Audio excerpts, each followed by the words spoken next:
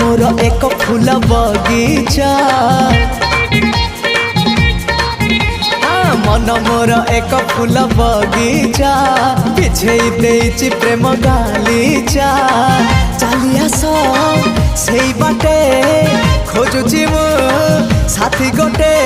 सुंदरी सुरायना ना ना झुमता ना ना ना आस सुनयना झुमता ना ना ना आस सुनयना झुमता ना ना ना ना आस सुनयना झुमता ना ना ना आस सुनयना।